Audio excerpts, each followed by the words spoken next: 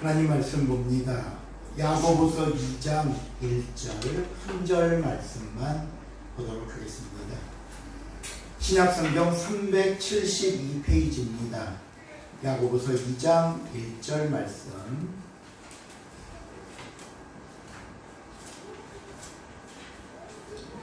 찾으실 줄 알고 제가 봉독해 드립니다. 내 형제들아, 영광의 주 곧 우리 주 예수 그리스도에 대한 믿음을 너희가 가졌으니 사람을 차별하여 대하지 말라. 아멘.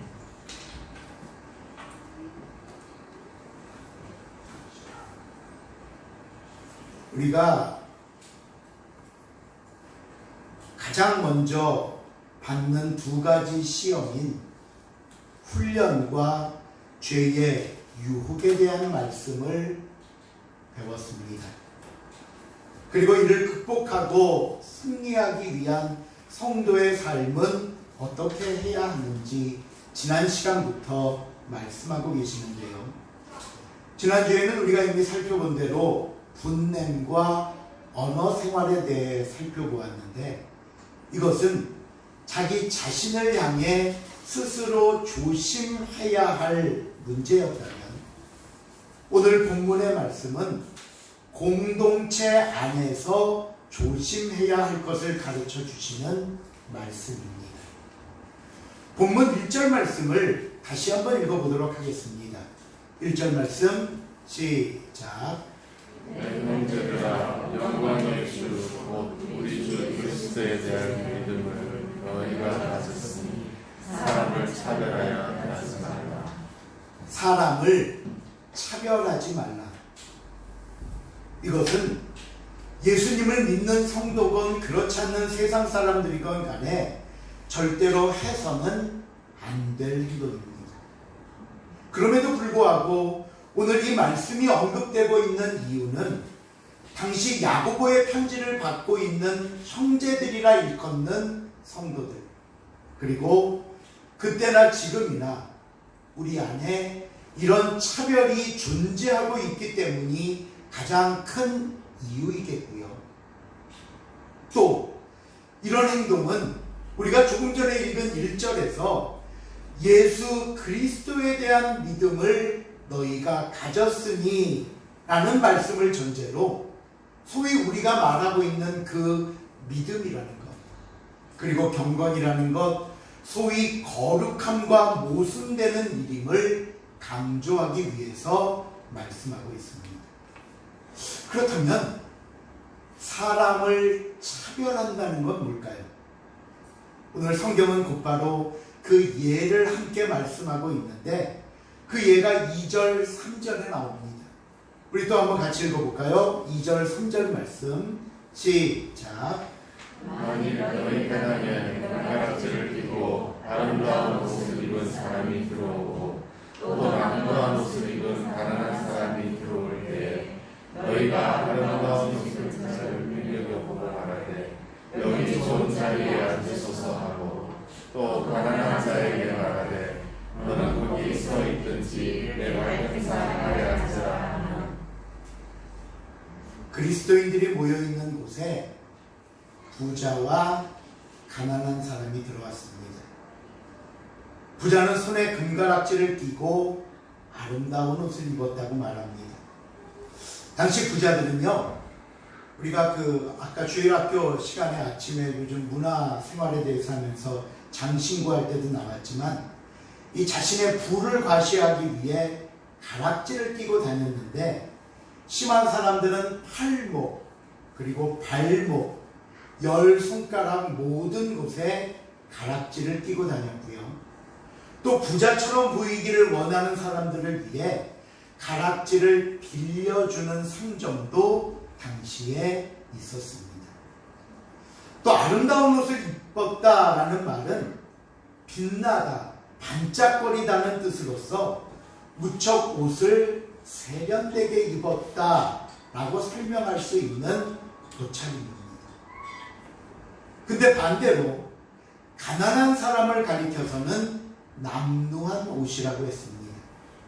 이것은 옷에 때가 묻고 더러운 옷, 낡고 닳아서 헤어진 옷을 의미하는 표현입니다.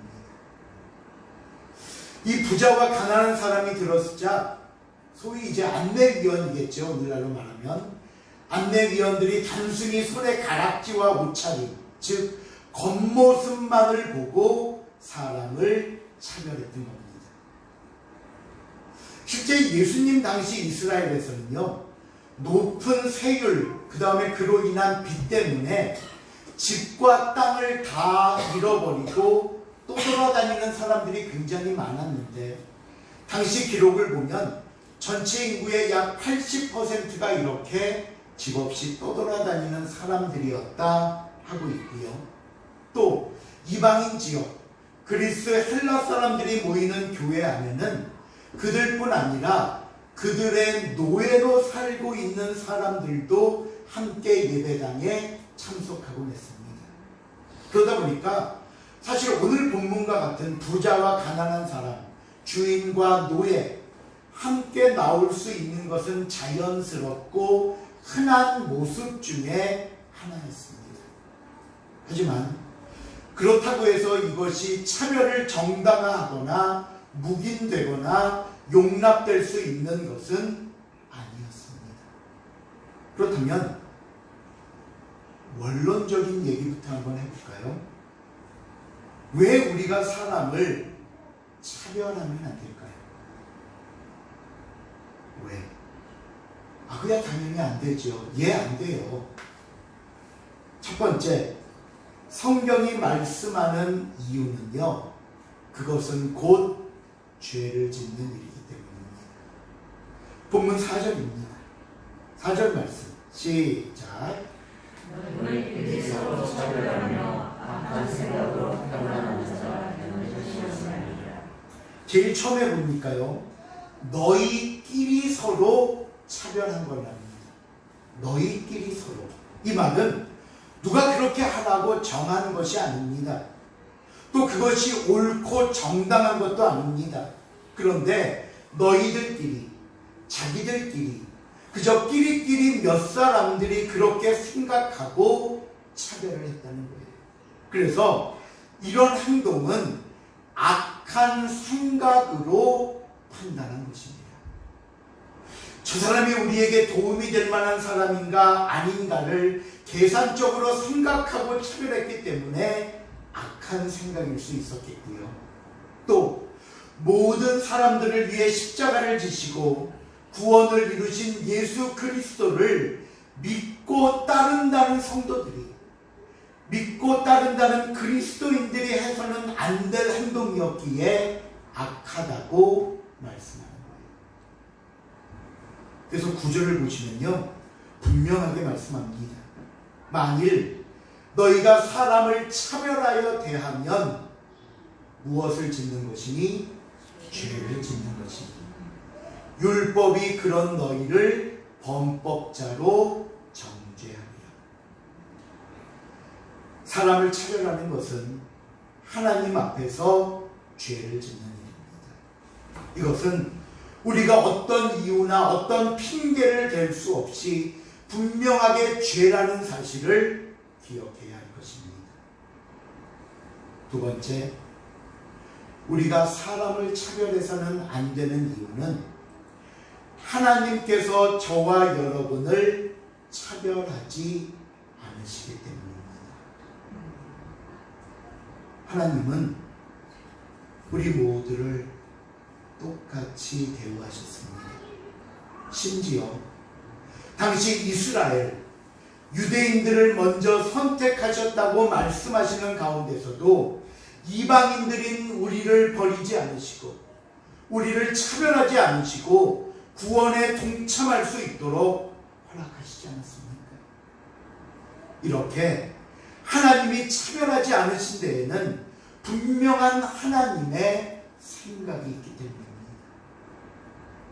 그 생각이 뭐냐면요, 사무엘상 16장을 보시면 사무엘 선지자가 하나님의 명령을 받고 사울의 뒤를 이어 왕에게 기름 붓기 위해 이새의 집으로 갑니다. 이새는 선지자의 명을 받아 자신의 아들들을 차례로 불러서 사무엘 선지자 앞에 세우는데요. 이세 첫째 아들인 엘리압을 보자 사무엘의 마음에 쏙 들었던 겁니다. 그래서 사무엘이 뭐라고 말을 하냐면요. 사무엘상 16장 6절에 보니까 이렇게 말합니다. 사무엘이 엘리압을 보고 마음에 이르기를 여호와의 기름 부으실 자가 과연 주님 앞에 있도다. 하나님, 이 사람이군요. 제가 딱 봐도 한눈에 알아보겠습니다. 과연 하나님은 정말 멋진 사람을 다음 왕으로 준비하셨네요 라고 사무엘이 말하자 하나님이 뭐라고 대답하셨는지 볼까요? 사무엘상 16장 7절입니다. 같이 한번 읽어봅니다. 시작. 여호와께서 사무엘에게 이르시되 그의 외모와 키를 보지 말라. 내가 이미 그를 보는도다. 내가 보는 것은 사람과 같지 아니하니 사람은 외모를 보거니와 나 여호와는 중심을 보느니라 하시더라. 사람은 외모를 보거니와 나 여호와는 무엇을? 중심을 보느니라. 하나님은 우리의 외모나 외적 조건을 보시지 않습니다. 만일 하나님께서 그런 조건을 가지고 우리를 구원하시거나 그런 조건을 통해서 하나님의 일에 사용하신다면 과연 우리 중에 몇 명이나 하나님의 조건에 합격할 수 있을까요? 저와 여러분이 하나님의 일은 둘째치고 하나님의 구원을 받을 자격과 조건이 될 수 있겠습니까? 그러기에 다시 한번 말씀드립니다. 우리 주 예수 그리스도에 대한 믿음을 가진 저와 여러분은 사람을 차별하면 안 되는 것입니다. 그렇다면 우리가 상대방을 대할 때 또는 상대방을 평가할 때 어떤 기준을 가지고 해야 할까요? 또는 어떤 방법을 가지고 하면 좋을까요? 그렇죠? 궁금하죠? 어떤 기준을 가지고 사람을 평가하거나 어떤 방법으로 하면 좋겠느냐? 그 대답이 본문 8절에 나옵니다. 8절 말씀 시작. 너희가 만일 성경에 기록된 대로 내 이웃 사랑하기를 외모로 하지 않아 하신 최고의 법을 지키면 잘하는 것이다. 조금 전에 우리는 이렇게 질문했습니다. 하나님, 그럼 우리가 어떤 기준과 어떤 방법을 가지고 상대방을 대하면 좋을까요? 근데 그거에 대한 오늘 성경의 대답은요. 내 이웃을 내 몸과 같이 사랑하라. 다시 말씀드리면 사람을 올바르게 평가하는 방법이 무엇입니까? 우리가 사람을 어떻게 대하면 됩니까?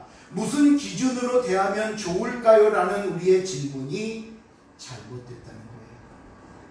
그 질문이 잘못됐대요. 왜요? 저와 여러분에게는 다른 사람을 판단하고 평가할 자격이 없습니다. 없어요. 그래서 저 뒤에 야고보서 4장 12절에 보면 이렇게 말합니다.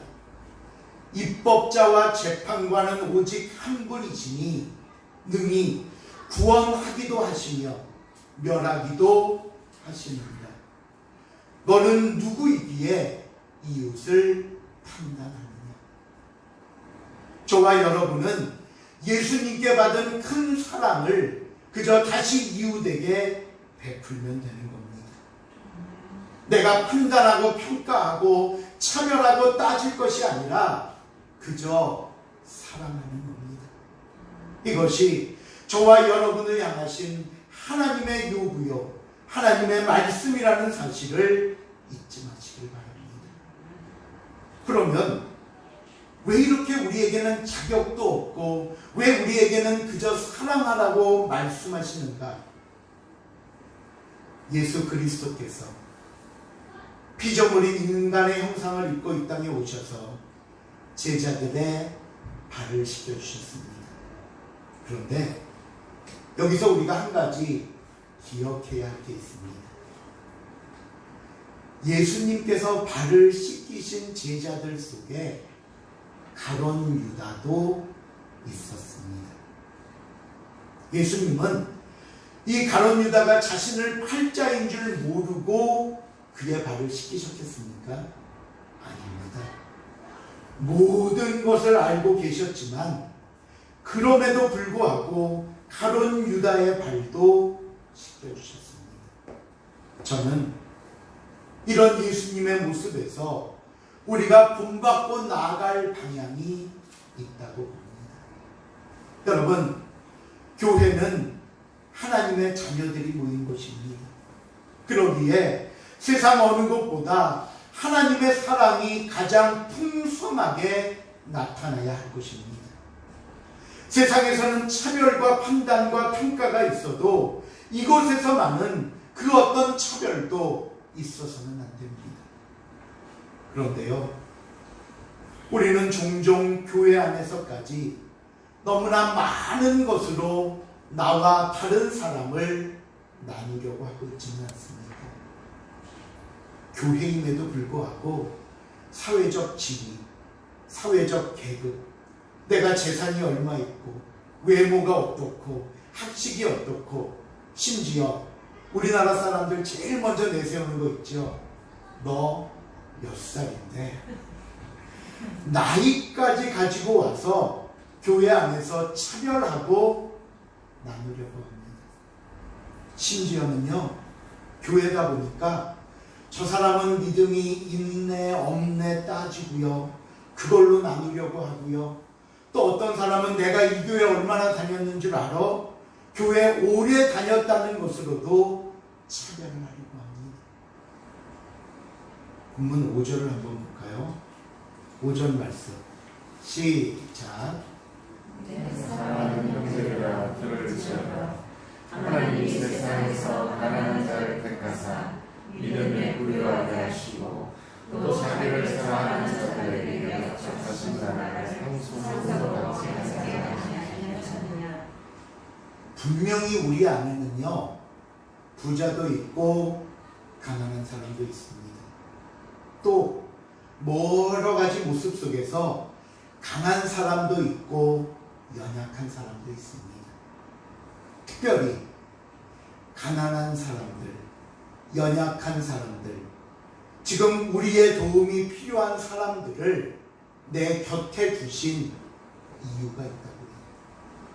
이런 분들과 나를 구별하고 차별해서 무시하거나 내가 이들과 은근히 비교하면서 자신을 우월하게 생각하라고 그들을 곁에 두신 거 아닙니다. 오늘 성경은 우리에게 분명히 말씀합니다. 이런 분들은요, 하나님께서 특별하게 사용하시기 위해 준비해 놓은 분들입니다. 우리가 이분들을 돕고 이분들과 함께하면서 우리에게 주신 사명, 우리의 사역을 풍성하게 감당하라고 하신 도구들이라는 거예요. 행동하는 믿음이 뭔지, 순종하고 실천하는 믿음이 무엇인지 가르쳐 주시려는 하나님의 도구들입니다. 정말 저와 여러분이 올바른 믿음의 삶을 살 수 있도록, 순종하는 삶을 살 수 있도록 하시는 하나님의 사람들이라는 사실을 잊지 마시길 바랍니다. 또 반대로 스스로 자신을 다른 사람들과 차별하시는 분도 있습니다. 내가 지금 이런데 교회에 얼마나 도움이 될까? 나는 아무것도 가진 것도 없고 힘도 없는데 내가 무슨 필요한 사람이나 될 수 있을까? 아닙니다. 절대로 그렇지 않습니다. 하나님께서는요, 나에게 부족한 부분이 있듯이 풍성한 부분도 반드시 주셨습니다. 그것이 나의 장점이자 사명이 됩니다.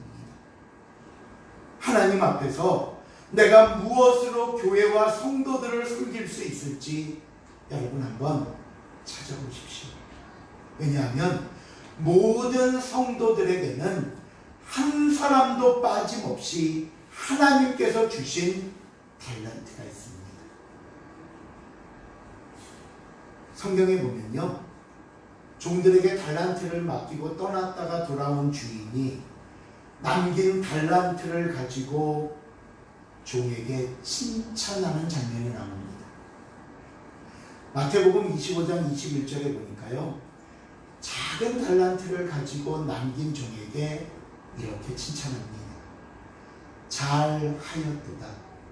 착하고 충성된 종아, 네가 적은 일에 충성하였음에 내가 많은 것을 내게 맡기리니 내 주인의 즐거움에 참여할지어다.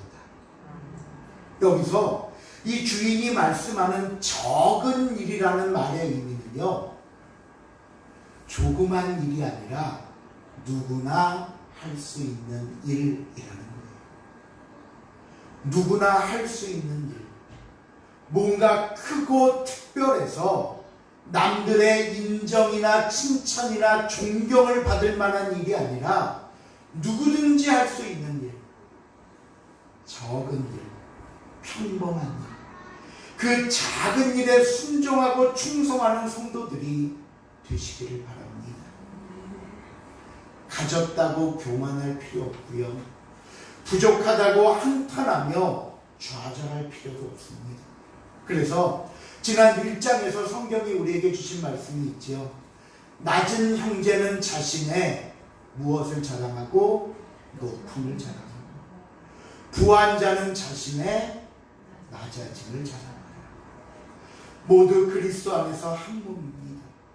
모두 함께 돕고 보살피며 살아야 할 한 가족이라는 사실을 잊지 마시길 바랍니다. 그래서 오늘 본문 12절 13절에 보면요, 이런 말씀으로 오늘 본문을 마무리 짓습니다. 먼저 12절입니다. 시작. 너희는 자기의 것대로 심판받을 자처럼 말하고 행하노라. 제가 이 구절을 그 메시지 성경에서 찾아봤어요. 그 유진 피터슨이 지은 성경인데 세번역 같은 성경이에요. 쉽게 풀어 쓴 건데 거기 이렇게 되어 있었습니다. 여러분은 자유를 주는 율법을 따라 앞으로 심판받을 각오로 말도 그렇게 하고 행동도 그렇게 하십시오. 여러분이 어떤 말을 하건 어떤 행동을 하건 심판받을 각오로 하십시오. 우리 말, 우리의 모든 행동이 마지막 하나님 앞에 섰을 때에 행위에 따른 심판이 있음을 성경은 말씀합니다. 물론 우리는 구원의 심판을 받지 않습니다. 이미 그 심판은 우리에게 없습니다. 우리는 모두 천국에 갑니다. 그러나 행위의 심판은 분명히 있다고 성경은 말씀합니다. 이것이 그리스도인의 삶이 왜 중요한지를 깨닫게 해주는 말씀입니다. 심판받을 각오로 말도 그렇게 하고 행동도 그렇게 하십시오. 그럼 어떻게 해야 하면 좋습니까? 그 마지막 13절이 그 대안을 우리에게 얘기합니다. 13절 시작. 긍휼을 행하지 아니하는 자에게는 긍휼 없는 심판이 있으리라. 긍휼은 심판을 이기고 살아나느니라. 차별이 아니라 긍휼입니다. 심판을 면하는 방법도 긍휼입니다. 이것이 성경의 가르침이고 오늘 저와 여러분에게 주시는 하나님의 말씀입니다. 그림 하나 보여드리면서 오늘 말씀을 맺고자 합니다. 가연아, 6일까 9일까? 6일까 9일까? 잘 안 돼. 6으로도 보이고 9으로도 보이고. 뭐 같으세요? 6자 같아요? 9자 같아요? 6자 같죠? 그쵸? 아니에요? 그럼 9자 같아요? 어머니 주사님, 뭐 같아요? 하나만 고르라면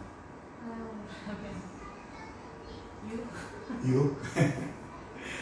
감사합니다. 둘 다 맞지요? 그렇죠? 보는 방향과 내가 서 있는 자리에 따라 육으로 보이기도 하고 구로 보이기도 합니다. 나만 옳은 법은 없습니다. 다르다는 것과 틀렸다는 것은 절대로 같은 말이 아닙니다. 다른 것을 인정하십시오. 차별의 눈으로 보지 마시고 판단하는 마음으로 보지 마십시오. 오직 저와 여러분에게 허락된 것은 긍휼과 사랑이라는 사실을 깨닫고 가정에서, 교회에서, 내가 속한 공동체 안에서 예수를 구주로 믿는 저와 여러분의 참된 믿음과 삶을 보여줄 수 있기를 주님의 이름으로 부탁을 드립니다. 기도하시겠습니다. 하나님 감사합니다. 우리도 감히 하나님 앞에 설 수 없는 몸임에도 불구하고, 아니 그런 삶이요 모습임에도 불구하고 감히 누구를 차별하고 판단하고 심지어 정죄하기도 했습니다.